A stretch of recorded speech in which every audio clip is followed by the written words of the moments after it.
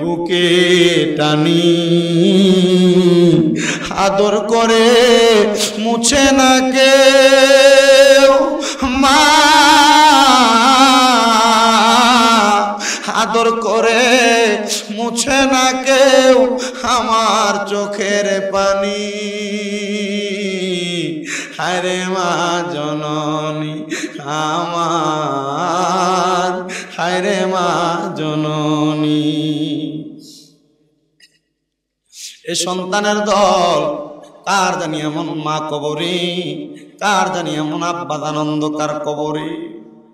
তোমার আব্বা জানের জুতার তলা ক্ষয় হইতে হইতে পায়ের গোড়ালিটা মাটিতে লাগতো, নতুন জুতা কিনতো না। ঈদের নামাজ পড়তে দোয়া গন্ডার ঈদগাতে আসছে, পুরান জামা কাপড় পরা পুরান পাঞ্জাবিটারে দুই আব্বা ঈদের নামাজ পড়তে আসছে, কিন্তু তুমি সন্তানরে নতুন জামা কাপড় কিনা দিছে। আজকে তোমার আব্বারে যদি ঈদের দিনে জিজ্ঞাসা করতে, আব্বা আপনি যদি নতুন জামা কাপড় পরেন না, আব্বা উত্তর দিত আমার কি আর এখন ঈদের বয়স আসেনি? আব্বা কইতো না অভাব টাকা নাই। আজকে তুমি সন্তানের কাছে হাজার হাজার টাকা, ব্যাংকের মধ্যে লাখ লাখ টাকা, কিন্তু আব্বারে 500 টাকা দিয়ে কিনে একটা কাপড় পরাইতে পারো না, আব্বার একটা লুঙ্গি পরাইতে পারো না। সন্তান একটাবার চিন্তা করে দেখো, তোমার মার কাপড়টা ছিঁড়া ছিল, ওই কাপড়টা সুই সুতা দিয়ে সিলে সিলে আম্মা যেন উল্টে পাল্টে পড়ছে, কিন্তু তুমি স্কুল কলেজ যাওয়ার সময় মা তোমারে 5-10 টাকা হাতে দিছে। কিরে তোমার কাছে তো টাকার অভাব নাই, কিন্তু তুমি 500-1000 টাকা দিয়ে কিনা তোমার মার একটা কাপড় পরাইতে পারো না। কখনো তোমাকে যদি ভুলি, হেদায়াতের আলো দিয়ে নিও কাছে তুলি, দয়া করে ঠাই দিও, দয়া করে ঠাই দিও ওগো দয়াময়।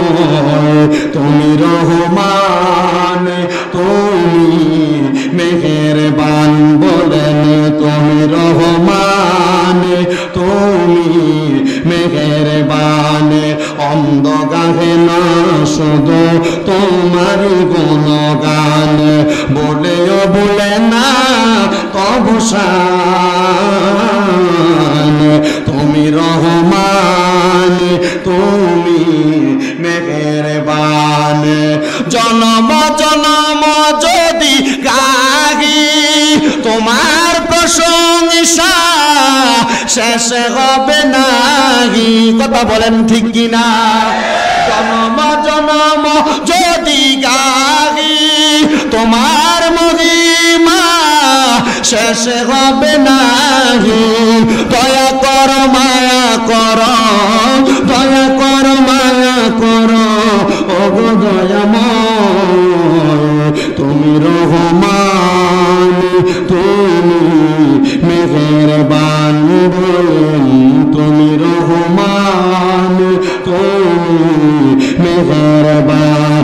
একটা জবান বন্ধ রাখবেন না। আপনারা বলেন আমাদের প্রতি যিনি দয়া করেন মায়া করেন তিনি কে? ওই আল্লাহর শুকরিয়া আদায় করে জোরে পড়ে আলহামদুলিল্লাহ। আল্লাহ রাব্বুল আলামিন জানায় দেয় জগতের বান্দার দলেরা গো, ও আমার বান্দার দলেরা, তোমরা আমি আল্লাহর নিয়ামতের শুকরিয়া আদায় করো। এখন আপনি প্রশ্ন করবেন হুজুর আল্লাহর প্রশংসা কেমনে করব, আল্লাহ শুকরিয়া কেমনে আদায় করব? হযরতে আব্দুল্লাহ ইবনে আব্বাস রাদিয়াল্লাহু তাআলা আনহুর একটা হাদিস আমি আপনাদেরকে শোনায়া দেই, যে আব্দুল্লাহ ইবনে আব্বাস রাদিয়াল্লাহু তাআলা আনহুর মাকবারা ওই সৌদি আরবের আরব নগরের তায়েফ এলাকার মধ্যে অবস্থিত। আব্দুল্লাহ ইবনে আব্বাস রাদিয়াল্লাহু তাআলা আনহুর নামে সুন্দর একটা গেট বানানো, বাবে আব্দুল্লাহ ইবনে আব্বাস। ওই গেটের পাশে হযরতে আব্দুল্লাহ ইবনে আব্বাস রাদিয়াল্লাহু তাআলা আনহুর নামে একটা মসজিদ বানানো। আবার এই জায়গার মধ্যে অনেক উলামায়ে কেরাম তাফসীর এবং কোরআন সুন্নাহ নিয়ে যাচাই বাছাই করে, ইলম দ্বীন অর্জন করে। ওই আব্দুল্লাহ ইবনে আব্বাস রাদিয়াল্লাহু তাআলা আনহু বলেন, আমি আমার দয়াল নবীজির দরবারে বসা, আমি আমার নবীরে ডাক দিয়ে বললাম, ইয়া রাসূলুল্লাহ, নবী গো, ও দয়াল নবীজি আপনার কাছে জানতে চাই আল্লাহ তাআলার শুকরিয়া কেমনে আদায় করে। আমার নবী ডাক দিয়া এক নাম্বার, যদি তোমরা শিরিক না করো, যদি শিরিক মুক্ত ইবাদত করে আল্লাহর শুকরিয়া আদায় হয়ে যায়। আর যদি আল্লাহর কোন বান্দা শিরিক না কইরা আল্লাহ তাআলার ইবাদতের প্রতি মনোযোগী হইয়া যায়, আমার আল্লাহ তাআলার প্রশংসা আদায় হইয়া যায়, আমার আল্লাহ তাআলার শুকরিয়া আদায় হইয়া যায়। আর কোন বান্দা যদি আল্লাহ তাআলার কালামে হাকিম কোরআনুল কারীমের তেলাওয়াতটা বেশি বেশি কইরা করে, আমার আল্লাহ তাআলা বান্দার হায়াতে বরকত দান করে, বান্দার রিজিকে বরকত দান করে, বান্দার রোগ বালা মুসিবত থেকে হেফাজত করে। মনোযোগ দেন বাবাজিরাম, বেশি দিন হয় না নবীর রওজা মুবারক জিয়ারত করে আসছি। নবীর রওজা মুবারকে যখন সর্বশেষ আমি সালাম দিতে গেলাম, আমি আমার নবীজির রওজা মুবারকে সালাম দিলাম, আসসালাতু ওয়াসসালামু আলাইকা ইয়া রাসূলুল্লাহ। নবীর রওজা মুবারকের সামনে দাঁড়ায়া বললাম, ইয়া রাসূলুল্লাহ, নবী গো, জীবনে বড় শখ ছিল, বড় আকাঙ্ক্ষা ছিল আপনি নবী রওজা মুবারকে আসার জন্য। ও দয়ার নবী, মায়ার নবী, রহমাতুল লিল আলামিন নবীজি, আপনি আপনার গোলামরে আপনার রওজা মুবারকে আনছেন। নবী গো, জীবনের সর্বশেষ আরেকটা আশা গো নবী, আপনি আপনার রওজা মুবারকে আমি পাগলাটারে আনছেন। যখন আমি দুনিয়া থেকে বিদায় হয়ে যাব, আমার মরণের আগে আপনি নবীর চেহারা মুবারক আমার একবার দিদার নসিব করাইয়েন। আমি দ্বিতীয় একটা ফরিয়াদ আমার নবীর রওজা মুবারকে জানাইছি, নবী গো, আপনার কত পাগলরা বাংলাদেশের জমিনে আপনি নবীর রওজা মুবারকে আসার জন্য পাগল। ইয়া রাসূলুল্লাহ, নবী গো,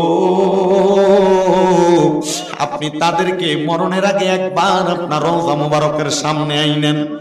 আল্লাহর কসম রে আমার দোয়া গন্ডার যুবক, ও দোয়া গন্ডার মুরব্বী বাবারা, পর্দার অন্তরালের মা, আল্লাহর কাবা ঘরের গিলাফের মধ্যে দইরা দোয়া করছি, আল্লাহ তোমার এই কাবা ঘর দেখার জন্য। আল্লাহ তোমার কত বান্দারা বাংলাদেশে পাগল হইয়া রইছে, ওই মানুষগুলা টাকা পয়সা ধন সম্পদের জন্য তোমার কাবা ঘর দেখতে আসতে পারে না। আল্লাহ তোমার বান্দাগুলার একবার হইল তোমার কাবা ঘর দেখার জন্য হাজির কইরো। আমার সাথে আমার একটা ভাই ছিল দিনার বাড়ি কিশোরগঞ্জে, ওনার দেখলাম আল্লাহর কাবা ঘরের দিকে তাকায় তাকায় কান্দে। আমি দিগাইলাম, ভাই আল্লাহর কাবা ঘরের দিকে ছায়া ছায়া দিয়ে আপনি কান্দাতেন। উনি ডাক দিয়া কই, হুজুর কাঁদবো না কেন, আমার মা আমার আব্বা জান বড় কষ্ট করে আমার এই কাবা ঘরের দেশে পাঠাইছে, সৌদি আরবে পাঠাইছে। আমি আমার মা বাবার পাটা ছুঁয়া সালাম কইরা বলছি, মা ও আমার আব্বা জান, আমি মক্কা শহরে যাইলে আমি মক্কায় যাইয়া কামাই করি আর না করি, আমি আমার প্রথম ইনকামের টাকাগুলো একসাথে কইরা তোমরারে আমি আল্লাহর কাবা ঘর দেখার জন্য হজ করার জন্য নিয়ে যাবো। হুজুর আমার আব্বা জান আমার বিদেশ আসার 3 মাসের মাথায় ইন্তেকাল করছে, আমার মা 7 মাসের মাথায় ইন্তেকাল করছে। হুজুর জানেন আমি মদিনা থেকে প্রতি মাসে 2-1 বার উমরা হজ করার জন্য আসি, কিন্তু আমি যখন আল্লাহর কাবা ঘরের সামনে আইসা দাঁড়ায়া যাই, আমার চোখের পানি আমি ধইরা রাখতে পারি না। হুজুর আমি জিগাইলাম, ভাই কারণ কি? উনি ডাক দিয়া কই, হুজুর আমার ব্যাংক অ্যাকাউন্টের মধ্যে টাকার অভাব নাই, কিন্তু আমার জীবনের সবচাইতে বড় অভাব আমার মা বাপ দুনিয়াতে নাই। হুজুর আমার টাকা পয়সা কে খাইবো? আমি আমার মা বাপরে মক্কা মদিনা দেখাইতে পারি নাই, জানি না আমার আল্লাহ তাআলা আমার মা বাপরে কবরে কেমন রাখছে। হুজুর আমি নবীর হাদিস শরীফ পড়া দেখছি, দুনিয়াতে কোনো সন্তান যদি তার মা বাবার জন্য চোখের মনি কোঠার মধ্যে একটা মাছির মাথা পরিমাণ পানি ছাইরা দিয়া কান্দে, ওই পানিটা মাটিতে পড়ার আগে আল্লাহ তার মা বাবার জীবনের গুনাহ মাফ করে দেয়। হুজুর আমি আল্লাহর কাবা ঘরটারে সাক্ষী রাইখা চোখের পানি ফালাইয়া কান্দি, আল্লাহ যেন আমার মা বাবার কবরটারে জান্নাত বানায়া দেয়। এ যুবক ভাইরা, এ মুরব্বী বাবাজিরা, লক্ষ টাকা খরচ কইরা দুনিয়ার জমিনে বাড়ি বানাইলা, গাড়ি বানাইলা, 1000 টাকা খরচ করে কক্সবাজার ট্যুর দেওয়ার জন্য যাও। না না না, এখন থেকে তোমরা মনে মনে একটা এরাদা করো, যা করো আর না করো, এখন থেকে মাসে প্রয়োজনে 500 টাকা করে জমাইবা আর আল্লাহর কাছে দোয়া করবা, আল্লাহ ফরিয়াদ জানাই তোমার দরবারে, আমরার মরণের আগে একবার আমরারে মক্কা মদিনা নিও। খোদার কসম, নবীর হাদিসে দেখলাম নিয়াতুল মুমিনিন খায়রুম মিন আমালি, আমার নবী কয় মুমিনের নিয়ত তার আমলের চাইতে উত্তম। মক্কা মদিনা যাওয়ার টাকা যদি না জমাইতে পাইরা হজ করার আগে আপনি মারা যান, আপনারে আমার আল্লাহ তাআলা আমল নামায় কামাই একটা হজের সওয়াব দান করে দিব। এই জন্য ডান হাত তোলেন আর ডান হাতটা আল্লাহর আসমানের দিকে উঠে দেন আর বলেন, আল্লাহ আমরারে মরণের আগে একবার মক্কা মদিনা না দেখে মরণের ডাক দিও না। ওই দুই টুকরা হারামের কাপড় আমরারে না পরাইয়া আমরার গায়ের মধ্যে হারামের কাপড় লাগাইও না। আল্লাহ আমরারে মক্কা মদিনা না দেখে মরণের ডাক দিও না। এবার আপনারা বলেন, আমরা সবাই ওই মদিনা যাইতে চাই কি চাই না? এখানে আপনারা যারা আছেন, দাড়ি পাকা বুড়ো বুড়ো বাবারা, যুবক নওজোয়ান ভাইয়েরা, পর্দার অন্তরালের মা বোনেরা, আল্লাহকে ভয় করার কথা যদি আপনার সমাজের মধ্যে বলা হয়, আমরা সমাজের মানুষ সবাই বলবে আমরা মুসলমান, আল্লাহরে তো সবাই ভয় করে, কিন্তু হারাম খানা বন্ধ নাই, সুদ খানা বন্ধ নাই, গোশ খানা বন্ধ নাই, পরের হক মাইরা খাওয়া বন্ধ নাই, মানুষের সঙ্গে ঝগড়া পাতার দ্বন্দ্ব করা বন্ধ নাই, মানুষের সঙ্গে খারাপ ব্যবহার করা বন্ধ নাই, বেপরদা চলা মা বোনদের বন্ধ নাই, এলাকার মধ্যে সন্ত্রাস রাহাজানি করা বন্ধ নাই। এবার বলেন, যারা মারামারি রাহাজানি দ্বন্দ্ব করে, সমাজের মধ্যে হারাম খায়, অবৈধ সম্পদ অর্জন করে, এবার বলেন তারা কি কোনোদিন আল্লাহরে ভয় করে নাকি? না না না, তারা কোনোদিন আল্লাহরে ভয় করে না। তো যেই কথাই ছিলাম, আল্লাহ কুরআনুল কারীমে বললেন, হে ঈমানদাররা তোমরা আল্লাহকে ভয় করো। ওয়াল তানজুর, তোমাদের তাকানো উচিত, নাফসুম্মা কদ্দামাত লিগাত, তোমাদের পূর্ববর্তীদের দিকে যারা দুনিয়া থেকে পূর্বেই বিতরিত হয়ে গেছে। লিগাদি ওয়াত্তাকুল্লাহ, তোমরা আল্লাহকে ভয় করো।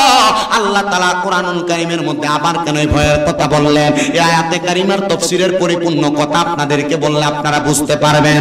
আল্লাহ তাআলা শেষের অংশে বলতেছেন, ইত্তাকুল্লাহা ওয়াল তানজুর নাফসুম মা কদ্দামাত লিগাদি ওয়াত্তাকুল্লাহা ইন্নাল্লাহা খাবীরুম বিমা তা'মালুন, নিশ্চয় আল্লাহ তাআলা তোমাদের অন্তরের সকল খবর সম্পর্কে অবহিত।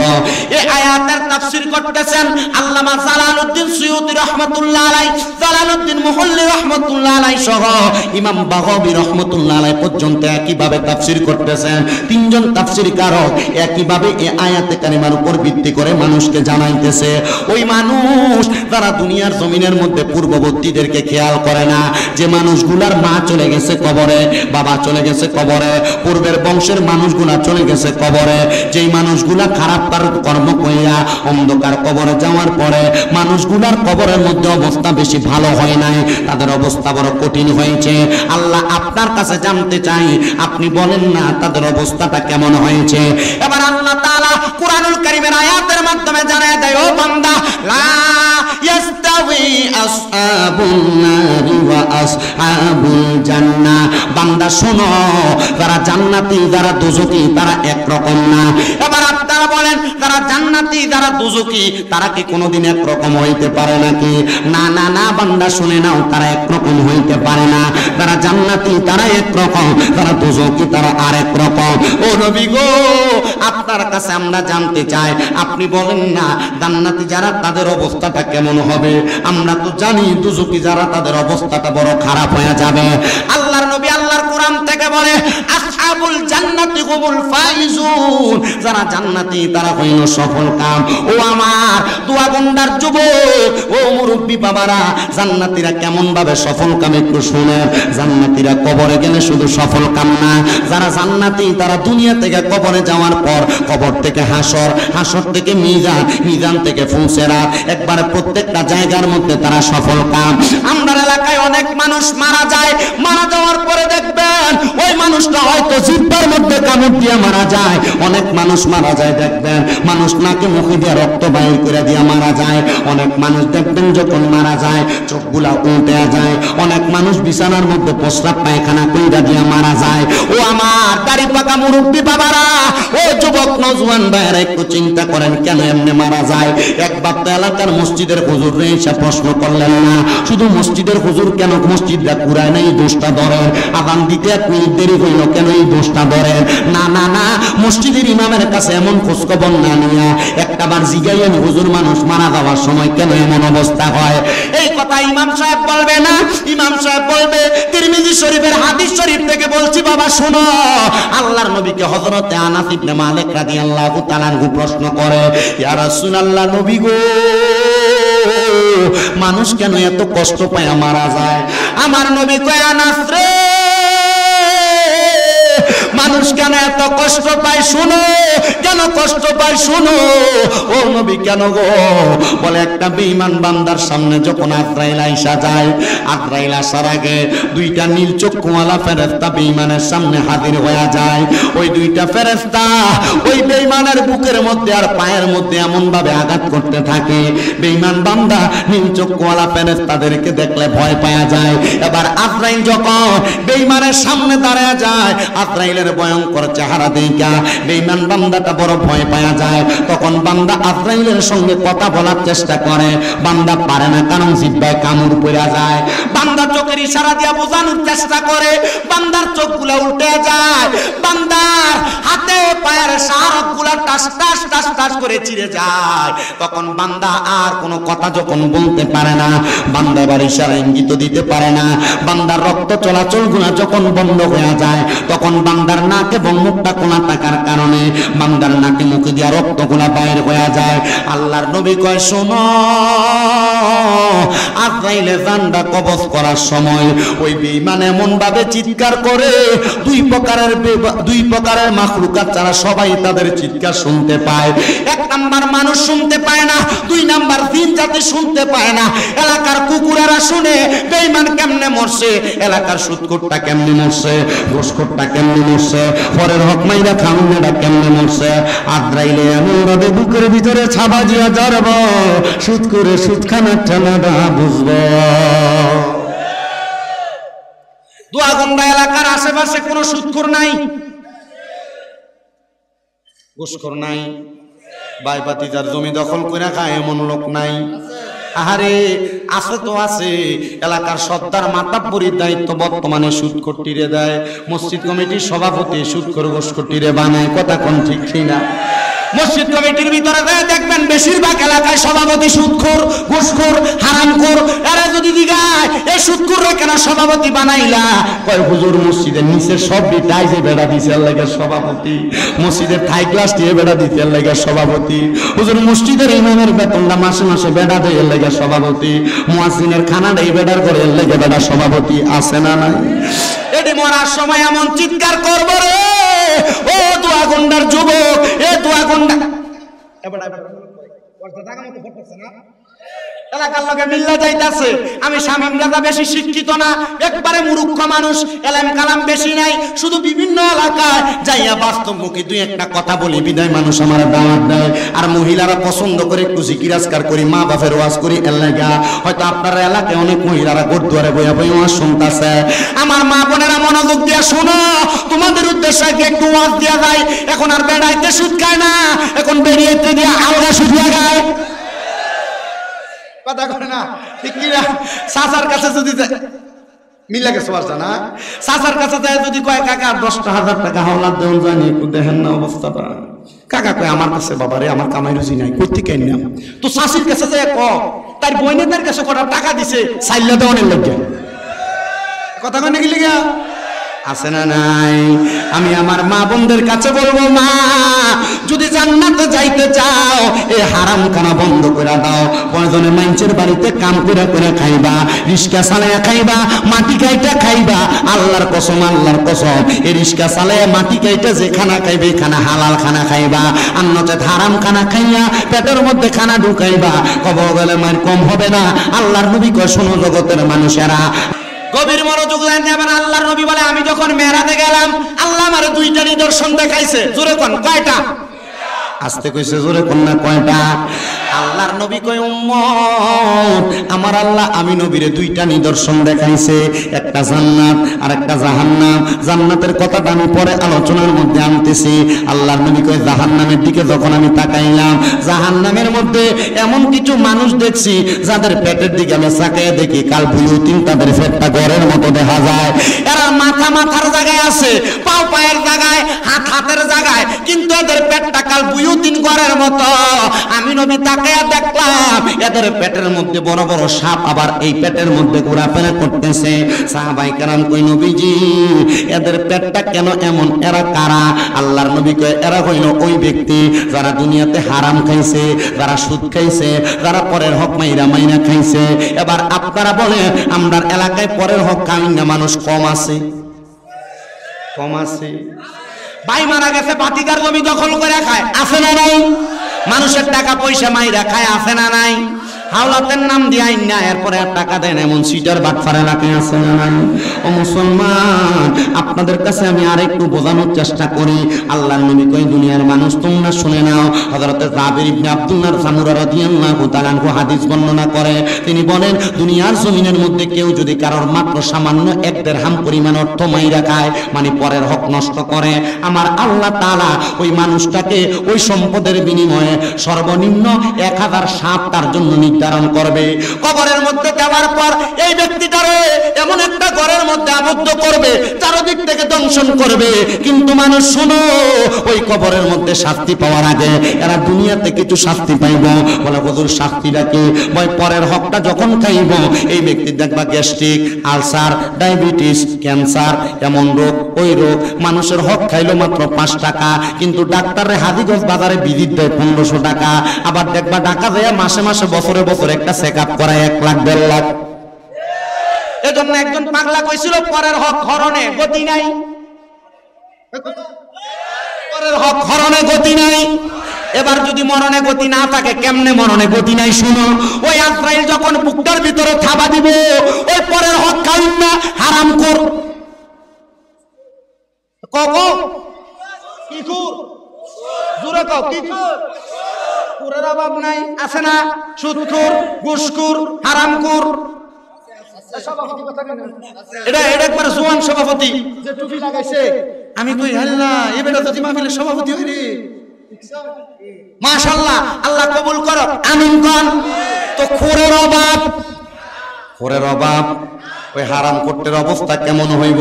ওই 2 প্রকারের মাখলুকাত, এদের চিৎকারের আওয়াজ শুনে না, মানুষ আর জিন জাতি আওয়াজ শুনে না। আজরাইল এমন ভাবে থাবা দিব, আজরাইলের থাবা পাইয়া বিছানার মধ্যে প্রস্রাব পায়খানা করে দিবে, বান্দার ডার পাবে না। মানুষ বলবে, হাই রে, এমন মরা কেমনে মরল, মনে হয় দুনিয়াতে কোনো পাপ কইরা মরছে। আল্লাহর নবী শিখিয়া দেয়, শুধু এই মরাটার মধ্যে শেষ না রে বান্দা, শোনো না, মারা যাওয়ার পর থেকে তার বেয়াজ্জতি শুরু হয়ে গেছে। এবার ওই ব্যক্তি মারা যাওয়ার পরে ব্যক্তিটার বেয়াজ্জতি হইল, ওই ব্যক্তির রূহটা যখন 2 জন ফেরেশতা, কি কালার শোক যেন বলছিলাম, নীল কালার সকলা, এই ফেরেশতারা ওই বান্দার রূহটা নিয়ে যখন আলমে আরোহার দিকে রওনা করবে, আলমে আরোহার দিকে রওনা করার সময় এই বান্দার রূহটা যখন সেই জায়গার মধ্যে রাখার জন্য যাবে, বান্দা যা দেখবে আলমে আরোহার দরজাটা বন্ধ করা, আলমে আরোহার দরজা বন্ধ দেখা বান্দা এবার নিচের দিকে আসতে থাকবে। তাকে দেখবে আসমানের দরজা বন্ধ, সামনে বন্ধ, ডাইনে বন্ধ, বামে বন্ধ। ওই বান্দাটার পেছন দিয়ে শুধু জাহান্নামের দরজা খোলা। আজরাইলের সাথে তারা ডাক দিয়া বলবে, আল্লাহ, এই বান্দার রূহ তো কোনো জায়গার মধ্যে রাখা যায় না। এবার বলবে, জাহান্নামের দিকে নিয়ে যাও। এবার জাহান্নামের সামনে দিয়ে ফেরেশতারা দাঁড়িয়ে থাকবে, সর্বনিম্ন ডান দিকে 19 জন, বাম দিকে 19 জন। ওই ফেরেশতারা ওই বেঈমান হারামখোরের, ওই বেঈমান পরের হক কাঙ্গা ব্যক্তির এর দিকে থুতু নিক্ষেপ করবে। নীল চোখলা 2টা ফেরেশতা জিজ্ঞাসা করবো, কি রে ফেরেশতারা, থুতু কেন মারো? বলে, এটা তো বালা মানছের রূহ না, এটার শরীর থেকে দুর্গন্ধ বাইর হয়। এবার আরেকটা কথা বলি, শেষ ভুলে গেছিলাম। ওই যে 2 ফেরেশতা ওই বেঈমান হারামখোর পরের হক খাওয়ার রূহটারে বহন করে নিয়ে যাবে। ওই 2 ফেরেশতা কি করবে? একটা কাপড় নিয়ে নাকের মধ্যে দিয়া দিবে। কি দিব? এই কথা কয় না, নাকে কাপড় দিবে। ওই 19 2 19 কত? 38। ওই 38 ফেরেশতা দিয়ে গাইবো, এ ফেরেশতা, আমরা কেন থুতু নিক্ষেপ করলাম এটা আমরা শিখাইলা, তাহলে তোমরা বলো নাকে কেন তোমরা কাপড় দিলা? এবার ওই ফেরেশতারা বলবে, এই বান্দা দুনিয়াতে হারাম খাইতে খাইতে, পরের হক খাইতে খাইতে, বান্দা গুনাহ করতে করতে বান্দার রূহটার একটা নোংরা রূহ বানাইছে, দুর্গন্ধ দুর্গন্ধ দুর্গন্ধ। এই জন্য আমরা নাকের মধ্যে কাপড় লাগাইছি। আহারে, আগামীকালকে যদি শামীম রেজার বিরোধিতা কেউ করে দেখবো, মনে করবে এটা সুদখোর, ঘুষখোর, পরের হক খাওয়াই না, এটা এমনে না কা কেমনে খায়। এলাকার মানুষে না দক, ব্যাংকের মধ্যে FDR এর মতো সুদের ব্যবসা লাগায়, ব্যাংকের মধ্যে খায় না। আপনি এলাকায় দেখবেন আল্লাহর নবীজির হাদিস শরীফ গত জুমায় পড়ছি, নবীজি বলছে কিয়ামতের আগে আমার উম্মতের মধ্যে এমন কোন উম্মত বাদ থাকবে না যারা সুদের সাথে জড়িত না। আল্লাহর হাবিবের সাহাবায়ে কেরাম কই ইয়া রাসূলুল্লাহ কি বলেন, মুমিনরাও কি সুদ খাইবো? আল্লাহর নবী কয় মুমিনরা যদিও সুদ না খায় সুদের বাতাস তাদের গায়ে লাগবে, মানে সুদখোররা যখন রাস্তা দিয়ে হাঁটতে যাবে এদের গায়ের বাতাস মুমিনদের গায়ের মধ্যে লাগবে। আরে একটা কুকুর পর্যন্ত আল্লাহর কাছে দোয়া করে, আল্লাহ দুনিয়ার জমিনের মধ্যে সকালবেলা আমারে দুই প্রকার মানুষের চেহারা দেখাইও না, একটা হলো বেনামাজি আর একটা হইল হারামখোর। ফেরেশতারা বলে নাকে কাফন লাগাইছো কেন? বলে দুর্গন্ধ। এবার ওই ফেরেশতারা বলবে এই বান্দা থুতু নিক্ষেপ হওয়ার কারণ হইল বান্দার দুর্গন্ধ, এজন্য বান্দার শরীরের দিকে আমরা থুতু নিক্ষেপ করি, দে বান্দারে তাড়াতাড়ি জাহান্নামের আগুনে ফালাইয়া দে।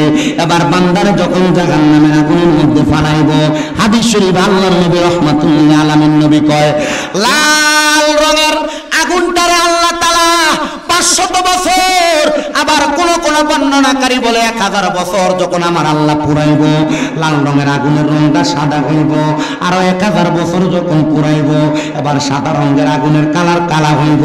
এই আগুনে পুরাইতে পুরাইতে বান্দা চিৎকার করবে, বান্দা জাহান্নামের মধ্যে পিপাসার্ত হইয়া আমার আল্লাহ তাআলার ফেরেশতার কাছে কইব ফেরেশতা একটু পানির ব্যবস্থা হবে গো ফেরেশতা, দাও না একটু পানি দাও না। ওই ফেরেশতারা কি করবে? গরম একটা লোহার পাত্রে অন্যান্য জাহান্নামীদের রক্ত পুষ দিয়া কব নেও খাও। কবে এগুলা কেমনে খাইমু? দুনিয়ার পানির মধ্যে একটা মশা পড়লে খাই না, মাছি পড়লে খাই না, পোকা পড়লে খাই না, অন্যদের রক্ত পুষ আমি কেমনে খামো? হাদিস শরীফে রক্ত পুষগুলারে কয় তিনাতুল খাবাল, মানে রক্ত এবং পুষ অন্যদেরকে আগুনে পুরাইয়া যে রক্ত পুষ হইছে এগুলা নে খা। বলে আমি খাইতে পারবো না। বলে দুনিয়াতে তো পরের হক মাইরা বালাই খাইছ, সুদের টাকা তো বালাই খাইছ, পরের হক মেরা খাইতে ভালো লাগছে, এখন এই পানি খাইতে ভালো লাগে না। ওই জাহান্নামীরা খাইতে পারবে না, তবুও তাদেরকে জোর করে খাওয়ায় দেওয়া হবে। রুকসুম নামক ফেরেশতা ওই জাহান্নামীদেরকে যখন পানিটা পান করাইব, এবার ফেরেশতারা ওই পানিটা পান করাইয়া দিলে বান্দার পেটের নারী বুড়িগুনা বান্দার পায়খানার রাস্তা দিয়ে টরটর করে বের হবে। ও বান্দা কেমন শাস্তি, কেমন শাস্তি, একটা বার তুমি চিন্তা করছো রে বান্দা। এবার শুইনা নাও, যদি কোনো ইমানদার বান্দা মারা যায়, একটা ছোট বাচ্চার মাথার মধ্যে হাতটা বুলিয়ে দিয়ে ছোট বাচ্চা যেমন কইরা ঘুমায়া যায়, ইমানদার বান্দা তার বিছানার মধ্যে এমন ভাবে ঘুমায়া যায়। ইমানদার বান্দার রূহ কবজ করার জন্য আজরাইল যখন ইমানদার বান্দার সামনে দাঁড়ায়া যায়, আজরাইল ইমানদারের বুকের মধ্যে হাত দেয় রূহটা কবজ করার জন্য। বুকের মধ্য থেকে আওয়াজ আসে না আজরাইল ইমানদারের বুক দিয়া কষ্ট দিয়া তুমি রূহ কবজ করতে পারবা না। বলে কেন? বলে আমরা দুইজন ফেরেশতা ইমানদারের সামনে দাঁড়াইলাম এই বুকের পাহারা দেওয়ার জন্য, কারণ এই বুকের মধ্যে ইমানদারের কোরআন এবং হাদিসের ভালোবাসা ছিল, এই জন্য বুক দিয়া ইমানদারের রূহটা তুমি কবজ করতে পারবে না। আজরাইল হাত দিবে ইমানদারের মুখের মধ্যে, চেহারার মধ্যে। আজরাইল ডাক দিয়া বলবে এ ইমানদার বান্দার রূহ, ইমানদার বান্দার রূহটাকে আজরাইল আর কবজ করতে পারবে না। কারণ কি? কারণ কি? বান্দার চেহারার মধ্যে 5 ওয়াক্ত নামাজের ওযু করার কারণে যে একটা নূর চমকাইছে, বান্দার সালাতের পক্ষ থেকে আওয়াজ আসবে না না না, ইমানদার বান্দার রূহ মুখ দিয়ে কবজ করা যাবে না। কারণ ইমানদার আল্লাহ তাআলার আনুগত্যের মাধ্যমে তার চেহারাটাকে বিনীত কইরা সুবহান রাব্বিয়াল আলা বইলা দুনিয়াতে কাটাইছে।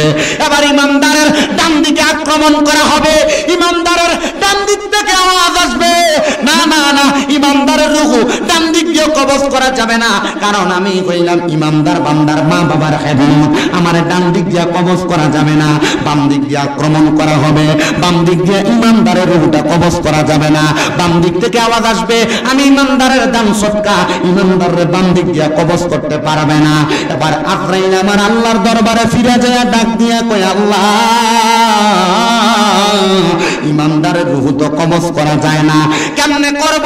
আজরাইল আমার আল্লাহর পক্ষ থেকে জবাব দেওয়া হয়, তুমি কি শুনো নাই আমার হাবিব ঘোষণা দিয়ে গেছে, যদি কোনো মানুষ বিকৌলি লা ইলাহা ইল্লাল্লাহ ওয়া আন্না মুহাম্মাদুর রাসূলুল্লাহ কইলা সাক্ষী দেয়, সাক্ষী দেওয়ার কারণে ইন্তেকালের আগে কালিমা পড়া ইন্তেকাল করব। ইমানদার বান্দা ছোট্ট বাচ্চার মতো ঘুমিয়ে থাকবে, আজরাইল এবার ইমানদারের সামনে দাঁড়িয়ে থাকবে। এবার আরেকটা ফেরেশতা ইমানদারের নাকের কাছে মিশকু আম্বরের আতরের একটা সুঘ্রাণ লাগিয়ে দিবে। ওই সুঘ্রাণটা পাইয়া ইমানদার বান্দা ঘুম থেকে জাগ্রত হবে। জান্নাতে একটা আপেলের মধ্যে কালিমা তাইয়্যিবা লা ইলাহা ইল্লাল্লাহু মুহাম্মাদুর রাসূলুল্লাহ সাল্লাল্লাহু আলাইহি ওয়াসাল্লাম কালিমাটা লেখা থাকবে। ইমানদার জবান দিয়ে কালিমা পড়া শুরু করে দিবে। এবার আজরাইল রে আমার আল্লাহ বলবে, রে আজরাইল ইমানদারের রূহ কবজ করো। আল্লাহ কেমনে? বলে ইমানদারের জবান দিয়ে একটা বাতাস বের হবে যেন আমার ইমানদার কোনো কষ্ট না পায়। আরে বেঈমান মারা গেল কেমনে, হারামখোর মারা গেল কেমনে, প্রস্রাব পায়খানা কইরা দিয়া রক্ত বাইর হইয়া, আর ইমানদার বান্দা টের পায় না। আজরাইল রূহটা কবজ করবে। রূহুল আলমে আরোহায় যাওয়ার সময় আজরাইলের ডান হাত বাম হাত থেকে রূহটা পিছল ভাবে বাইন্না চামড়া দড়িনি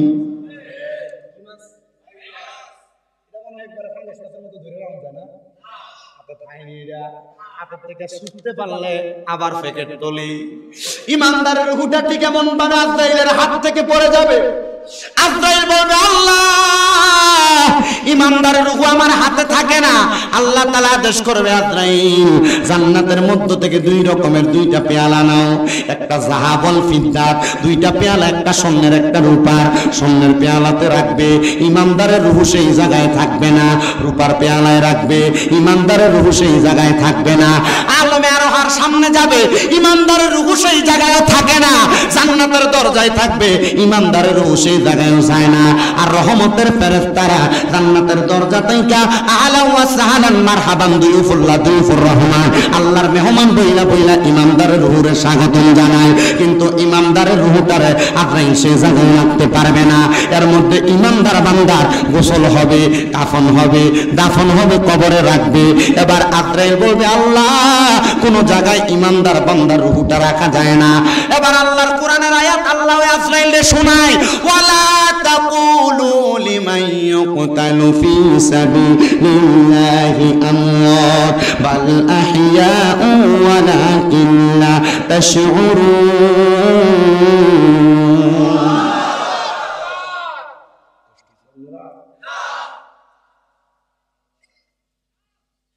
আল্লাহ শোনায়া দিবে তখন, যারা আমি আল্লাহর রাস্তায় চলে আসছে তারা তো মৃত না, বাল আহইয়াউন, তারা জিন্দা। ওমা, আল্লাহ রূহ কবজ করলাম, জিন্দা হয় কেমনে? আরে বাবা, আমরা সমাজের মধ্যে অনেকে আল্লাহর ওলিরারে মরা কয়, নবী মইরা গেছে, পচা গেছে, এমন শব্দ কয়। আরে বেটা, আল্লাহর ওলি আর নবী তো অনেক পরের কথা। তোমরা এলাকার মুমিন ব্যক্তি যেই ব্যক্তি, সেই তো মরে না। বলে হুজুর কেমনে বুঝতাম? আল্লাহ তো বলল জিন্দা বালা হাইয়াউন। এরপর আল্লাহ কয় ওয়ালাকিন লা তাশউরুন, এরা যারা মরা কয় এরা নির্বোধ, এরা বোবা, এরা বোকা, এরা বুঝে না।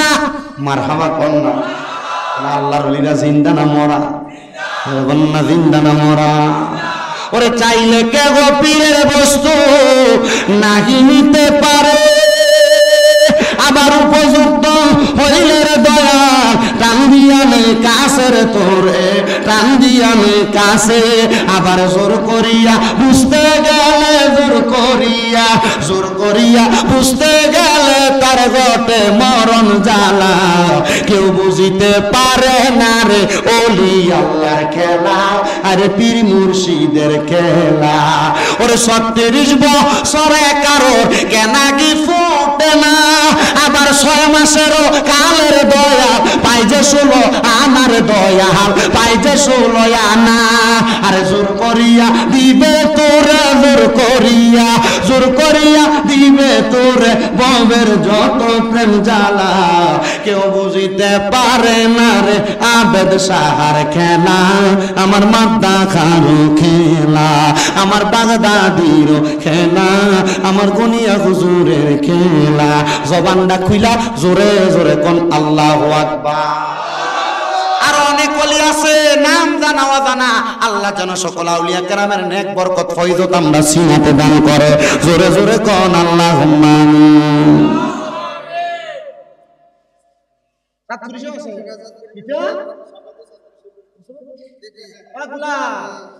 আরো জোরে কোন মারহাবা। এদিকে মারহাবা কই না কেন? একটি বাসায় দুইটি পাখি কত যে আনন্দে থাকি গো। এখন তুমি কোথায় আমি কোথায়, চাঁদপুরিশা কাউরে কেউ আর দেখি না আগে, জানি না তুমি এমন করে সেরে যাইবা গাজীউল হক আগে, জানি না।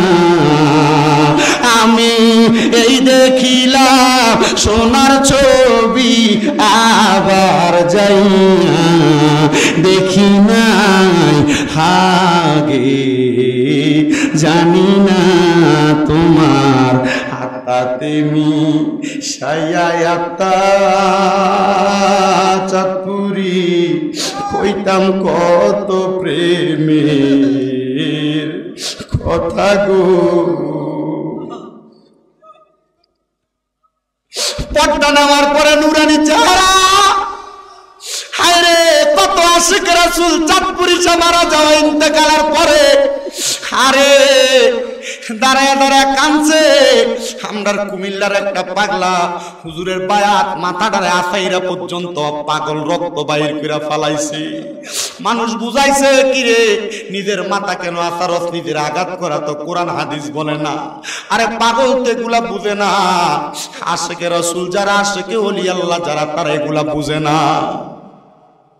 তোমার আত্মা তুমি সায়াত্তা কইতাম কত মনের কথা গো। এখন তুমি কোথায় আমি কোথায়, চাঁদপুরি তুমি কোথায় আমি কোথায়, কাউরে কেউ আর দেখি না আগে, তুমি এমন করে ছেড়ে যাইবা মুর্শিদাগে।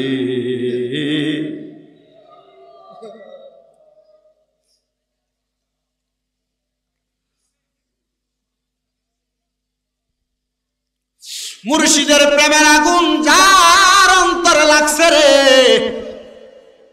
আল্লাহর ওলিদের সুহবত যার গায়ের মধ্যে লাগছে, ওই ব্যক্তিগুলা কখনো পথহারা হয় না। আর যদি পথহারা হয় মনে করবেন আল্লাহর ওলির দরবারে তার কোনো বেয়াদবি আছে। ওয়াজটা যেই জায়গায় ছিলাম সেখান থেকে শেষ করে ওলিদের একটু কথা বলে আমি ইতি টানবো। মুমিন বান্দা ইন্তেকাল করছে, ইন্তেকাল করাটা কোনো স্বাভাবিক ইন্তেকাল নয়। মুমিন বান্দা ইন্তেকাল করার পরে মুমিন বান্দাটা রুহুটা কবজ করছে, বান্দা টের পায় নাই। ওই বান্দার রুহুটাকে ফিরিয়ে দেওয়া হবে কবরের মধ্যে। সুবহানাল্লাহ কন্যা। বান্দার রুহুটাকে যে ফিরিয়ে দিবে, ফিরিয়ে দেওয়ার পরে বান্দা কি মরা না জিন্দা?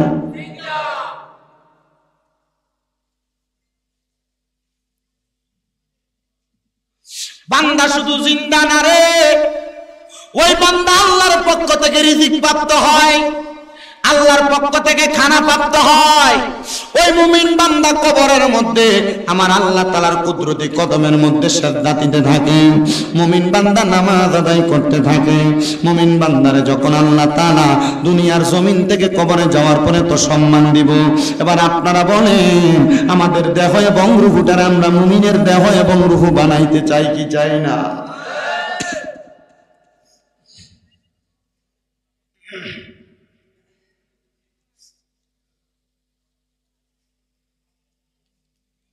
মুমিন হওয়ার জন্য যে খাসলতের প্রয়োজন,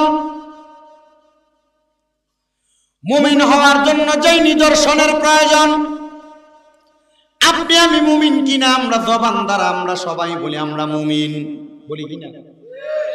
কিন্তু আমরা যে মুমিন এটার কোনো নিদর্শন, এটার কোনো গ্যারান্টি আসেনি বাবা। আজিগঞ্জ বাজারে যাবেন, বাটা দোকানে জুতা কিনবেন, 3 মাসের জন্য গ্যারান্টি। কিন্তু আপনি আমি কেমন মুমিন এটার গ্যারান্টি আমরা দিতে জানি না।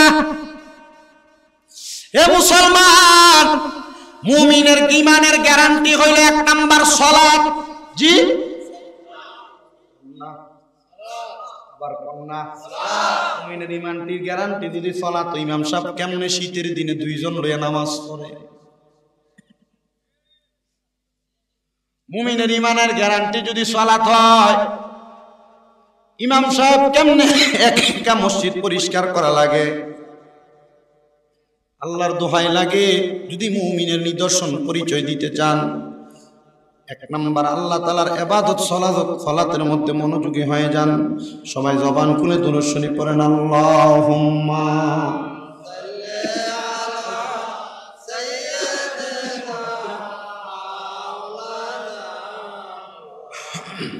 ওয়া আলা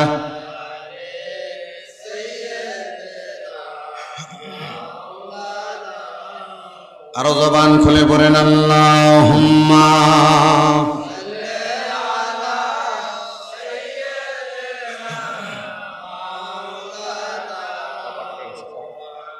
ওয়া আলা আলি।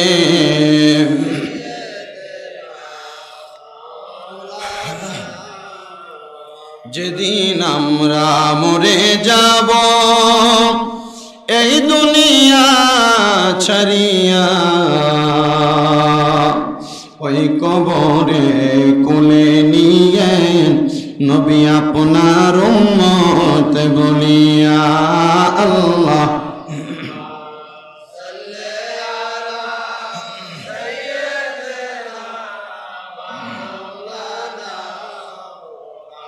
ওয়ালা আলি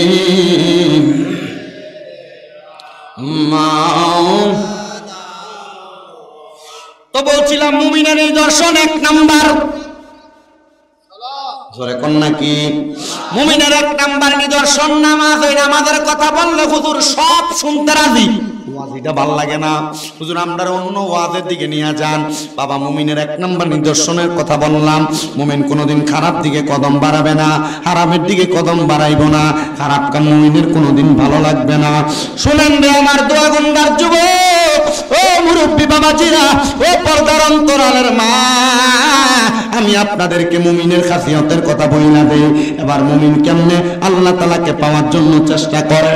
হযরতে কাব রাদিয়াল্লাহু তাআলা আনহু নবীজির সবচাইতে প্রখ্যাত একজন সাহাবী, হযরতে কাব বিন আহবাব রাদিয়াল্লাহু তাআলা আনহু, হযরতে কাব নামে উনি পরিচিত। তিনি বলেন, আমি দুনিয়ার জমিনের মধ্যে চলাফেরা করা অবস্থায় আমি মুসা নবীর কয়েকজন উম্মতের সঙ্গে সাক্ষাৎ হইছে। সুবহানাল্লাহ না? সুবহানাল্লাহ। কার উম্মতের সঙ্গে?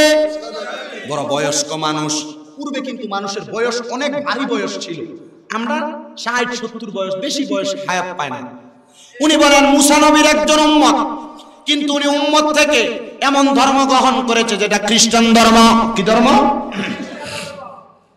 উনি বলেন ওনার সঙ্গে আমার সাক্ষাৎ হওয়ার পর আমি যখন ওনার সামনে গেলাম, উনি আমার চেহারার দিকে তাকাইয়া কেমন জানি হু হু করে কান্না করে দিয়েছেন, ওনার চোখের পানি বেয়ে বেয়ে পড়তেছে।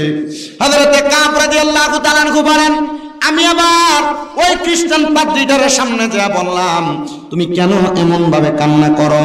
কান্না করার কারণটা কি তুমি আমাকে বলতে পারোনি? উনি আমারে কয়, কান্না করার কারণ আমি তোমারে বলবো না। এবার নবীর সাহাবী ডাক দিয়া কয়, তুমি যদি আমারে না বলো আমি তোমার কান্না করার কারণটা বলে দিব। ওমাগো, ওনার মনের খবর কেমনে তাহলে নবীর সাহাবী জানে?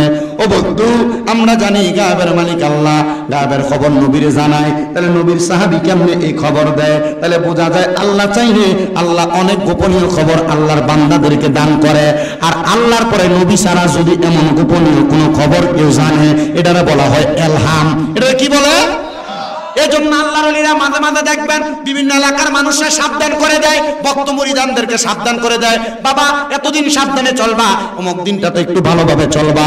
এটার কারণ হইল আল্লাহর ওলিরা বেশি বেশি নফল ইবাদত করার কারণে এদের অন্তরের চোখ খুলে যায়, এরা অনেক বিষয় হওয়ার আগে পর্যন্ত ধারণা দিতে জানে। এটা অন্য কোনো কিছু নয়, নবীরা গায়েবের খবর দিতেন, ওলিরা ইলহামের খবর দেয়। শুনেন আমার বাবাজিরা, এবার নবীর সাহাবী কয়, তুমি যদি তোমার মনের খবর না বলো আমি বলবো। মারহাবা। তুমি না বললে আমি বলবো। তোমার কান্না করার কারণ হইল তিনটা। খ্রিস্টান পাদ্রী কম, আসলে তো সত্য কথা। কান্না করার কারণ কয়টা? এ নবীর সাহাবী বলে এক নাম্বার কারণ কি? বলে এক নাম্বার কারণ হইল তুমি কান্না করতেছো, তুমি তাওরাত কিতাবের মধ্যে দেখছো, তাওরাত কিতাবে লেখা আছে এমন অনেক মানুষ থাকবে যারা দুনিয়ার জমিনের ভিতরে বেশি বেশি দান সদকা করব এবং আল্লাহ তাআলার অধিক পরিমাণ ভয় করব, তবুও তারা নিজেদের মাঝে সমঝোতা করে চলবে। এবার ওই মুসা নবী নাকি তাওরাত কিতাবে আল্লাহর কাছে দোয়া করছে, আল্লাহ ওই মানুষগুলারে আমি মুসা নবীর উম্মত বানান। আল্লাহ কয় না না না, এরা আখিরি নবীর উম্মত, মুহাম্মদুর রাসূলুল্লাহ সাল্লাল্লাহু আলাইহি ওয়াসাল্লামের উম্মত। জবান খুলে জোরে জোরে বলেন সুবহানাল্লাহ। আর আমরা সেই নবীর উম্মত, ওই নবীর আগমনে আমরা সবাই খুশি। যেহেতু ফলা কইছে একটা গজল শোনায়, একজন প্রেমিক আসিল গো সোনার মদিনায়, একজন প্রেমিক আসিল গো সোনার মদিনায়। ওরে যার প্রেমেতে স্বয়ং আল্লাহ দুনিয়া বানায়, ওরে যার প্রেমেতে স্বয়ং আল্লাহ দুনিয়া বানায়। একজনে প্রেমিক আসিল গো নাই, একজনে প্রেমিক আসিল গো, আরশ কুরসি গ্রহ তারা, আর জাগার প্রেমী পাগল পারা কন্যা, আরশ কুরসি গ্রহ তারা, আর যার প্রেমেতে পাগল পারা।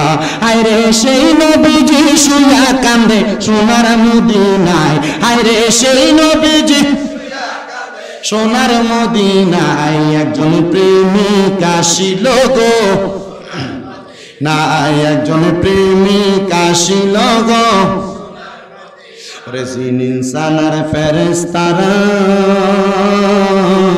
ওরে যারে দেখতে পাগল পারা কন্যা, জিন ইনসানের ফেরেশতা, ওরে যারে দেখতে পাগল পারা। আইরে সেই নবীজি কান্দেন শুয়ে সোনার মদিনায়, আইরে সেই নবীজি সোনার মদিনায়। একজন প্রেমিক আসিল গো নাই, একজন প্রেমিক আসিল গো, আরে যার প্রেমেতে স্বয়ং আল্লাহ দুনিয়া বানায়, আরে যার প্রেমেতে দুনিয়া বানায়। একজন প্রেমিক আসিল গো। এবার মুসা নবী আল্লাহর কাছে দোয়া করে, আল্লাহ গো ওই দুই প্রকারের মানুষরা আমার উম্মত বানান। আল্লাহ কয় না মুসা, এদেরকে আমি আখিরি নবীর উম্মত বানাইব। আমরার কথা কইছে রে বাবা, আমরা ওই নবীর উম্মত। এবার ওই খ্রিস্টান পাদ্রী কয়, ও নবীর সাহাবী কাব বিন আহবার, তোমার কাছে জানতে চাই, এবার তুমি বলো না দুই নাম্বার কারণ কি? বলে দুই নাম্বার কারণ হইল দুনিয়ার মানুষ এমন কিছু প্রজাতির থাকবে যারা দুনিয়ার শত ব্যস্ততা থাকলেও যখন তাদেরকে হাইয়া আলাস সালাহ বলে মসজিদের দিকে ডাকা হবে, তারা আমার আল্লাহকে পাওয়ার জন্য তারা মসজিদের দিকে দৌড়ায়া যাবে। এবার মুসা নবী আল্লাহর কাছে দোয়া করছে, আল্লাহ ওই ব্যক্তিগুলারে আমি মুসা নবীর উম্মত বানাও। আল্লাহ কয় এই মুসা নবীর উম্মত হবে না, এরা আখিরি নবীর উম্মত হবে, মুহাম্মদুর রাসূলুল্লাহর উম্মত হবে। দুইটা কারণ বলল। এবার কাব বিন লুহাই কয় তিন নাম্বার কারণ হইল, শুনো শুনো, তিন নাম্বার অন্য কোন কারণ না রে বান্দারা। তিন নাম্বার কারণ হইল এমন প্রজাতি মানুষে মানুষের মধ্যে মায়া মোহাব্বত থাকবে, যদিও তারা কাউকে ভালোবাসে তারা স্বয়ং আল্লাহর জন্য ভালোবাসবে, যদি কাউকে ঘৃণা করে আল্লাহর জন্য ঘৃণা করবে। এরা মা সন্তানের প্রতি, সন্তান বাবার প্রতি এমন মোহাব্বত থাকবে, এই মানুষগুলা দুনিয়াতে আসবে, এরা হবে ওই নবীর উম্মত। মুসা নবী তখনও আল্লাহর কাছে দোয়া করে, আল্লাহ এরারে আমি মুসার উম্মত বানিয়ে দেন। আল্লাহ কয় না না না, এরা আখিরি নবীর উম্মত হবে। ও বন্ধুরে, এবার কাব বিন আহবাব কয় এই তিনটা কারণ হইল মৌলিক মূল কারণ, এই তিনটা কারণ হইল যৌগিক কারণ, এই তিনটা কারণ কোনো কিছু না। আমি আরেকটা জিনিস জানি, তুমি এই তিনটা কারণের প্রতি আফসোস করে করে কান্দ। তুমি চিন্তা করতেছো ওই নবীরে যদি তুমি খ্রিস্টান পাদ্রী দেখতা, ওই নবীর হাতে হাত রাইখা মুসলমান হইয়া যাইতা, ওই নবীর হাতে হাত রাইখা মুসলমান হইতা। এ পাগল, আমি কাব বিন আহবাব করে বললাম, তুই যদি এই খ্রিস্টান পাদ্রী ওই নবীর সাক্ষাৎ পাইতে চাস, ওই নবীরে পাওয়ার জন্য তাড়াতাড়ি তুই তায়েফের ময়দানে চলে যা। আমার নবী 10 দিনের জন্য তায়েফের ময়দানে অবস্থান করেছে। মাত্র 2 মাস আগে ওই তায়েফের ময়দানটা আমি দেখে আসছি রে বাবা। তায়েফ এলাকাটা দেখে আসছি। ওই তায়েফ এলাকায় নবীর কদম মুবারক পড়ার কারণে, নবীজির চোখ মুবারকের পানি তায়েফের ময়দানে পাওয়ার কারণে, আমার নবীর দোয়ার কারণে আল্লাহ তায়েফটা এমন বরকতময় বানিয়ে দিছে, পুরা আরব মরুভূমি। কিন্তু তায়েফের এলাকার মধ্যে দামি দামি ফল হয়, আনার হয়, আপেল হয়, আঙ্গুর হয়, অন্য কোনো কারণ না, নবীর কদম মুবারক ওই জায়গায় লাগার কারণে, নবীর দোয়ার বরকতের কারণে। এবার ওই খ্রিস্টান পাদ্রী, বন্ধু শুনো শুনো রে শুনো, ওই খ্রিস্টান পাদ্রী নবীর সন্ধান পাওয়ার জন্য চইলা গেছেন আল্লাহর হাবিবের সাক্ষাৎ লাভের আশায়। ওই জায়গার মধ্যে গেলেন, ওই জায়গায় যায় দেখলেন আমার নবী তায়েফ থেকে বিদায় হয়ে চলে আসছেন।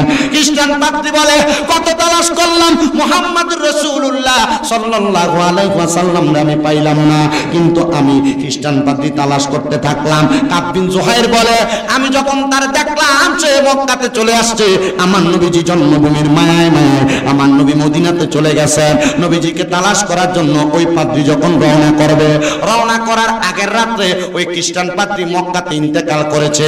মক্কার মানুষ আমার নবীরে কষ্ট দিছে, মক্কার মানুষ আমার নবীর আঘাত করেছে, মক্কার মানুষ আমার নবীজির কলিজায় আঘাত দিছে। আমার নবী কষ্ট সহ্য করতে না পেরে মদিনায় চলে গেছে। খ্রিস্টান পাদ্রী বলে, এই মক্কার মানুষ হতভাগা কপাল পোড়া হওয়ার কারণে আমার নবীজি হিজরত করে মদিনার মধ্যে চলে গেছে রে বাবারা। আর ওই মদিনা এমন বরকতওয়ালা, আল্লাহ তাআলা দোয়া করছে, আল্লাহ তাআলার কাছে নবী দোয়া করছে, আল্লাহ মক্কাতে কি বরকত দিবেন, আপনি মদিনাতে এর চাইতে আরো বেশি বরকত দান করেন। নবীর হাদিস পড়ে দেখলাম আমার নবী শিখিয়ে দেয়, মক্কায় গেলে যে বরকত, মদিনায় গেলে তার চাইতে ডাবল বরকত, ডাবল।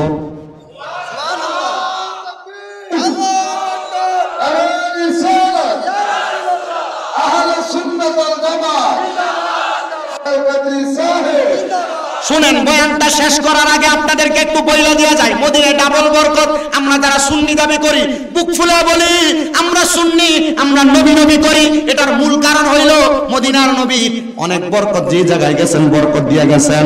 খ্রিস্টান পাদ্রী রওনা করবে, আগের রাতে খ্রিস্টান পাদ্রী ডেথ মারা গেছে নাই, সবাই বলতেছে খ্রিস্টান পাদ্রী খ্রিস্টান ধর্ম মোতাবেক এ ব্যক্তির কাফন দাফন সব করো। মানুষ কয়টারে কাফন দাফন করবে? আল্লাহর হাবিব মদিনার যাওয়ার পথে মদিনা আল্লাহর হাবিবের কাছে আবার খবর, ইয়া রাসূলুল্লাহ, ইয়া হাবিব আল্লাহ, নবী গো শুনে নেন, আপনার একটা পাগল আপনার কাছে ইসলাম ধর্ম গ্রহণ করবে, আপনার কাছে আসার চেষ্টা করেছে, পারে নাই। নবী গো, তার খ্রিস্টান মানুষটা তারে কাফন দাফন, তারে খ্রিস্টান ধর্ম মোতাবেক শেষ বিদায় দিচ্ছে। তো নবীজি সাল্লাল্লাহু আলাইহি সাল্লাম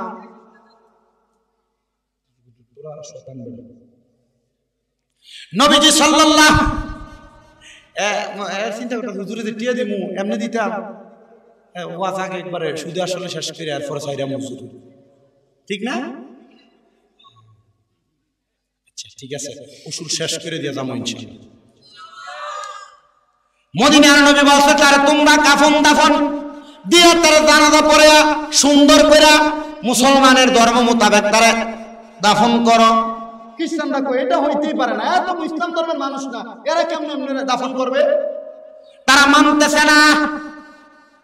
আরে মুসলমান, এবার ওই ব্যক্তিরে খ্রিস্টীয় ধর্ম মোতাবেক যখন তাদের ধর্ম মোতাবেক মাটির নিচে শোয়া, খ্রিস্টানরা মারা গেলে ত্রিশূল লাগায়, ত্রিশূল দেখবেন মারা যাওয়ার পরে যখন এমন অবস্থা করলো, ওই মক্কার অধিবাসী সুন্দর একটা এলাকার মধ্যে বসবাস করা জায়গার মধ্যে মানুষের কাছে ঘুমের ঘরে স্বপ্নে দেখে ওই দিন রাত্রবেলা ওই আল্লাহর বান্দা খ্রিস্টান হইতে পারে, বান্দাটারে তোমরা যেমন ভাবে মাটি দিছো বান্দা কবরে ভালো নাই, তাড়াতাড়ি বান্দাটারে ইসলাম ধর্ম মোতাবেক তাড়াতাড়ি তারে কাফন দাফন করে মাটি দাও, জানাজা পড়ায় মাটি দাও। আরে বলো কি তারা জানাজা পড়ায় মাটি দিব? সে খ্রিস্টান মানুষ বলে না না না, সে যেই দিন মনে মনে এরাদা করছে মুহাম্মদুর রাসূলুল্লাহ সাল্লাল্লাহু আলাইহি সাল্লামের হাতে হাত রেখে ইসলাম কবুল করবে, ওই ব্যক্তিটারে এই দিন থেকে আল্লাহ তাআলা মুসলমান হিসেবে কবুল করছে। এই জন্য তার কবরের মধ্যে কঠিন একটা অবস্থা তৈরি হয়েছে। তাড়াতাড়ি তোমরা তারা জানাজার নামাজ পড়াও, জানাজার নামাজ পড়ায় তারা দাফন করো। সুন্দর করে তার যখন দাফন করা হলো এলাকার সব মানুষগুলো ঘুমের ঘরে স্বপ্নের মধ্যে দেখতে পাইল আল্লাহর বান্দাটা ইন্তেকাল করার পরে যখন তারা জানাজা পড়ে দাফন করা হলো আল্লাহর বান্দাটা অন্ধকার কবরের মধ্যে অন্ধকারে আর নাই, সুন্দর জান্নাতের ফুলের বাগিচার মধ্যে ঘোরাফেরা করতেছে। আল্লাহর হাবিবের কাছে হযরতে কাব বিন আহবাব বলেন, আমি জিজ্ঞাসা করলাম ইয়া রাসূলুল্লাহ ইয়া হাবিবাল্লাহ, একজন খ্রিস্টান যদি এমন অবস্থা কইরা ইন্তেকাল করার পরে নাজাত পাওয়া যায়, যদি সে অন্তরে অন্তরে ঈমানের কালিমা পড়ার কারণে ইন্তেকাল করার পরে জান্নাত পাওয়া যায়, তাহলে বলেন না আমরা যারা দুনিয়ার জমিনে আপনার প্রতি ঈমান আনছি আমরার কেমন অবস্থা হবে? আল্লাহর নবী শিখিয়ে দেয় ওই মানুষগুলোর অবস্থা এমন হবে, শোনো আমি নবীর সাথে একই জান্নাতের মধ্যে তারা থাকবে। আমরা নবীর সাথে জান্নাতে থাকতে চাই, আমরা নবীর সাথে জান্নাতে থাকতে চাই, আমরা নবীর সাথে জান্নাতে থাকতে চাই, কিন্তু আমরা অন্তরের মধ্যে নবীর প্রেম আছে, কিন্তু নবী যেই কাজগুলা করার কথা বলে গেছেন আমরা সেই কাজগুলা করি না। না রে মুসলমান না, অন্তরে যেমন নবীর প্রেম আছে অন্তরের প্রেমটা দ্বারা তুমি কাজে পরিণত কইরা মানুষকে দেখাও। আন্নচত মুখে শুননি আমরা বললাম, কাজে পরিণত করলাম না, না না না হবে না। এজন্য আমরা সবাই অন্তরের কাজটা আমরা আমাদের বাস্তব জীবনে বাস্তবায়ন কইরা দেখানোর প্রয়োজন। কিন্তু আজকের মাহফিলে এমন অনেক সন্তান বসে গেছে, ওই কাফের মানুষটা, মুশরিক মানুষটা, খ্রিস্টান মানুষটা আল্লাহর হাবিবের প্রতি গোপনে গোপনে ঈমান আনার কারণে, যদি ঈমানের কালেমা পড়া মুসলমান হওয়ার কারণে যদি কবরের মধ্যে জান্নাত পাইতে পারে, আমরা অনেকের মা কবরে, বাবা কবরে, আল্লাহ কবরে মা বাপরে কেমন রাখছে আমরা বান্দারা জানি না। এ যুবক ভাইরা, এ মুরব্বী বাবারা, ওই মা বাবা কবরে কেমন আছে যদি জানতে চাও, 5 ওয়াক্ত নামাজের পাশাপাশি আমার আল্লাহ তাআলার কাছে একটা দোয়া করবা। ওই দোয়াটা যখন করবা সেই সময়টা অন্য কোনো সময় না, সুবহে সাদিকের আগে আল্লাহ তাআলা কোরআনুল কারীমে ওয়াজ করে শোনায়া দেয়, ওয়া মিনাল লাইলি ফাতাহাজ্জাদ বিহি নাফিলাতান লাকা আসা আইয়াবআসাকা রাব্বুকা মাকামান মাহমুদা। জবান খুলে জোরে পড়েন আল্লাহু আকবার। আল্লাহ তাআলা ঘোষণা করেছে, এ বান্দার দলেরা শোনো শোনো, আমি আমার হাবিবের প্রতি আয়াত নাযিল করলাম। নবীকে আল্লাহ বলতেছেন আপনি রাতের কিছু অংশে তাহাজ্জুদের নামাজ আদায় করেন, অতি সত্বর আপনাকে তাহাজ্জুদ অসম্মানিত করা হবে এবং মাকামে মাহমুদ দেওয়া হবে। এই আয়াত যখন আমার নবীর উপর নাযিল হয়, আমার নবী আল্লাহর কাছে দোয়া করে, আল্লাহ ও আল্লাহ আমার মাকামে মাহমুদ দিবেন, আমার উম্মত যদি তাহাজ্জুদের নামাজ পড়ে আপনি আল্লাহ আমার উম্মতকে কি দান করবেন? আল্লাহ তাআলা হাদিসে কুদসির মাধ্যমে জানিয়ে দেয় নবীর উম্মত তাহাজ্জুদের নামাজ পড়ে আল্লাহর কাছে যা চাইবে তা দিব। আপনার মা কবরে, বাবা কবরে কেমন আছে আপনি জানেন না, তাহাজ্জুদের নামাজ পড়া পড়া আল্লাহর কাছে দোয়া করবেন, আল্লাহ আমার মা কবরে কেমন আছে, বাবা কবরে কেমন আছে আমি দেখতে চাই। দেখবেন আমার আল্লাহ তাআলা আপনার মা বাবার কবরের খবর জানিয়ে দিবে। ওরে 3.5 হাত গর্তে ফেলে কেমন করে আইলা চলে, তোমার বাড়ি আইতে দেরি হইলে যে মা ঘুমাইতো না, ওই কবর দেশে মায়ের পাশে একটু রইলি না রে, কবর দেশের খবর লইলি না।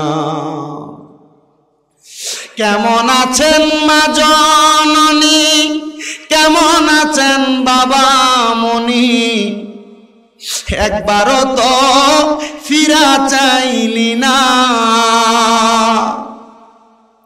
কেমন আছেন মা জননী, কেমন আছেন বাবা মনি, একবারও তো ফিরা চাইলি না।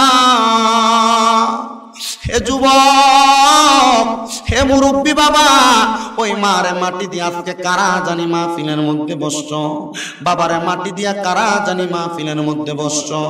আজকে দোয়াগন্ডা এলাকার কত মা বোনেরা পর্দার অন্তরালে কাঁদতাছে, তাদের মা কবরে, তাদের বাবা কবরে। একটু পরে আখিরি মুনাজাত হবে, তোমার মা বাবার জন্য দোয়া করা হবে, তোমার আম্মা আব্বার জন্য কাজ করে দোয়া করা হবে। এ সন্তান বড় কষ্ট করে তোমার মা বাবা তোমার লালন পালন করছে, আখিরি মুনাজাতের মধ্যে শুধু দোয়া করবা, আল্লাহ আমার মারে মাফ করে দেন, বাবারে মাফ করে দেন। আল্লাহ রাব্বুল আলামিনের পেয়ারা হাবিব কয়, চোখের পানি মাটিতে পড়ার আগে দোয়াটা কবুল হয়ে যায়। কিন্তু আজকে অনেক সন্তান আছেন, মা বাবার মনের মধ্যে কষ্ট দিয়া, মা বাপরে ভাত না দিয়া, বাইয়ে বাইয়ে ঝগড়া কইরা, মা বাপরে জুদা কইরা দিয়া, আলাদা কইরা দিয়া, মা বাপরে ধমক দিয়া কথা বলে আজকের মাহফিলে বসছেন। এ সন্তান দে তোর পাও গুলো আমার সামনে দে, আমি শামীম রাজা দিব্যা লাগায় তোর পাও পরিষ্কার কইরা দিমু। তবুও ওয়াদা কর, এখান থেকে বাড়িতে যে আমার পায়ে ধরে মাপ চাইবি, বাবার পায়ে ধরে মাপ চাইবি। কারণ এমন মা বাবার মনে কষ্ট দিয়া আমি শামীম রাজা না, পুরা চাঁদপুরের বড় আলেম দিয়া যদি ওয়াজ করাইয়া, বাংলাদেশের বড় আলেম দিয়া ওয়াজ করাইবে, ওয়াজ শুনবা, কোনো লাভ হবে না, কোনো লাভ হবে না, কোনো লাভ হবে না। ওয়াদা করো, এখান থেকে বাড়িতে যাইয়া ওই মা বাবার পায়ে ধরে মাপ চাইবা। অনেকে চিন্তা করে হুজুর মা বাবার পায়ে ধরা তো অনেকে শিরিক কয়, না না না, আরে শিরিক না রে, শিরিক না। যদি মাঝে মাঝে সুযোগ পাও আম্মা আব্বার পায়ের মধ্যে চুমা দিবা, আম্মা আব্বার কদমে চুমা দিবা। কেন জানো?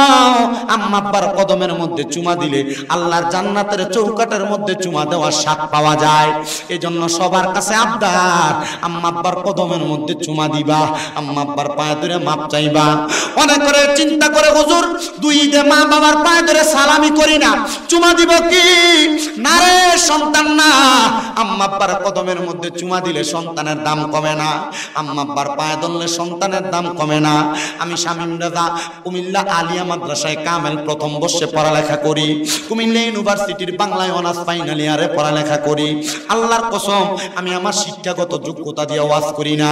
যখন আমি মাদ্রাসায় ক্লাস 4 এর মধ্যে পড়ি, কুমিল্লা হাউজিং স্টেটের বড় মাঠের মধ্যে ওয়াজ হইছে, একজন আলেম ওয়াজ করছিল। ওয়াজ করার পরে আমি শুনছি ওই আলেম কইছে, আম্মা আব্বার কদমে চুমা দিলে, আম্মা আব্বার কদমের কাছে নত হইলে আল্লাহ তাআলা সমস্ত পৃথিবীর কাছে তারে বড় বানায়া দেয়। আমি আমার এলেমের জোরে সমাজের মানুষের কাছে পরিচিত না, আম্মা আব্বার দোয়ার বরকতে ওই মাহফিল শেষ করে বাড়িতে আইসা আমরার বাতার বেড়ার ঘর, ওই ঘরে আমার মা বাপ শোয়া, ঘুমন্ত মা বাবার পায়ের মধ্যে চুমা দিছি। এখনো মাঝে মাঝে সুযোগ পাইলে আমি আমার আব্বা আম্মার পায়ে চুমা দেই। আমি যেই দিন আমার বাপের পায়ে প্রথম চুমা দিছি, গোসল করে গোসলখানা থেকে বাইর হইছি, আমি আমার বাপের পায়ে যখন হাঁটুটা গেরা চুমা দিই, আমার বাপে কই দেখ ফুত কি করে। ও সন্তান, সন্তান রে, আব্বা আম্মার কদমের মধ্যে চুমা দিলে তোমার দাম কমবে না, আল্লাহ তাআলা তোমার দাম বাড়ায় দিবে, তোমার সম্মান বাড়ায় দিবে।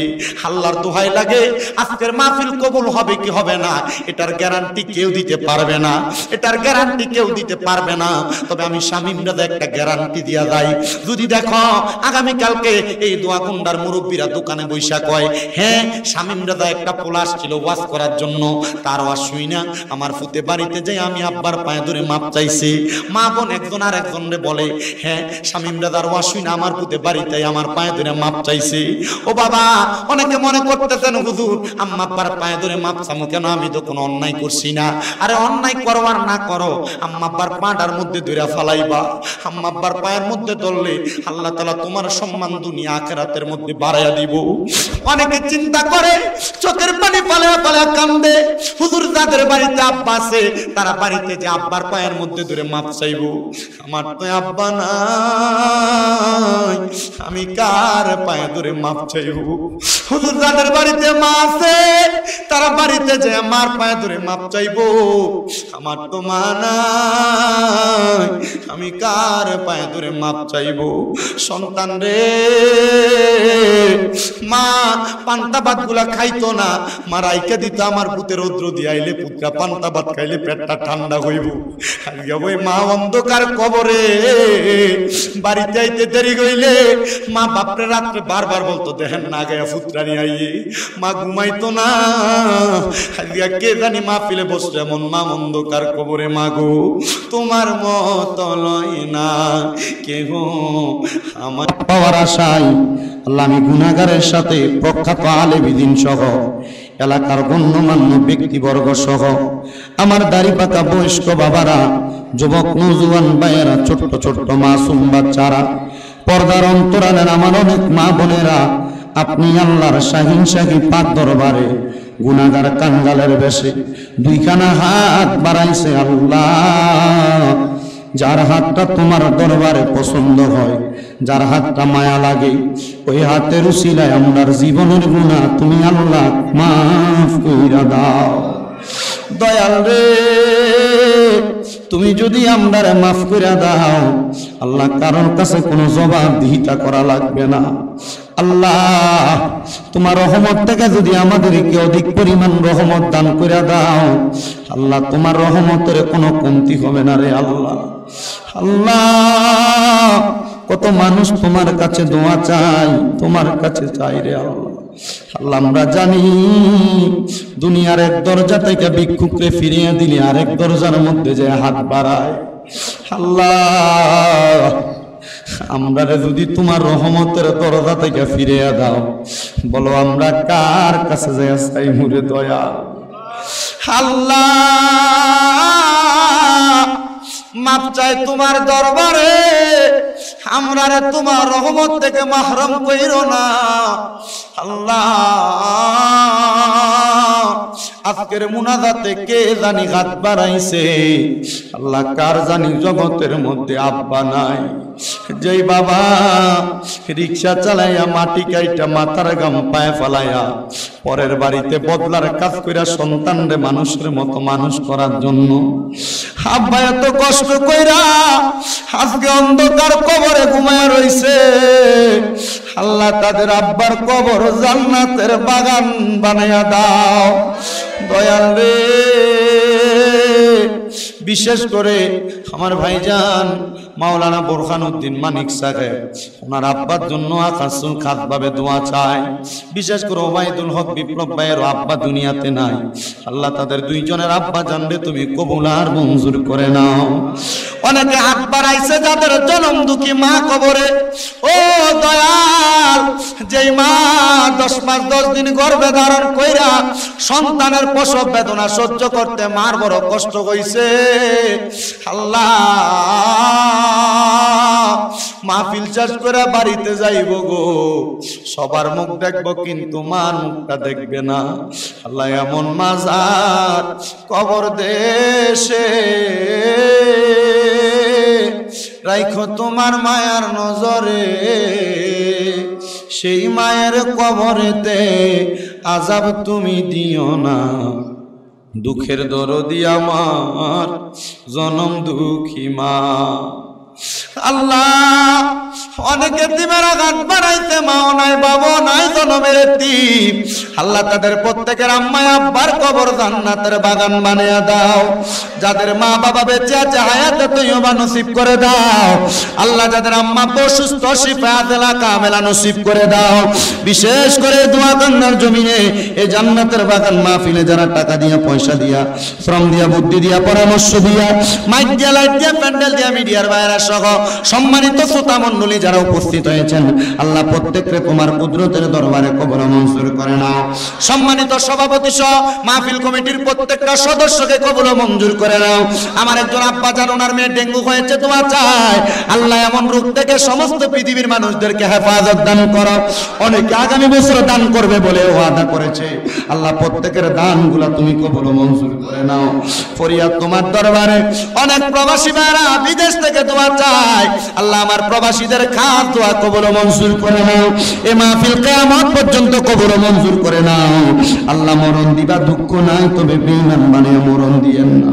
মরণের আগে বারবার তাওয়াফে বাইতুল্লাহ জিয়ারতে রওজা রাসূলুল্লাহ নসিব করায়া আল্লাহ আমাদের সকলের হক্কানি রব্বানি পীর ও মুর্শিদের জবানের সঙ্গে জবান মিলিয়ে পড়ে দিন লা ইলাহা ইল্লাল্লাহু মুহাম্মাদুর রাসূলুল্লাহ সাল্লাল্লাহু আলাইহি ওয়াসাল্লাম।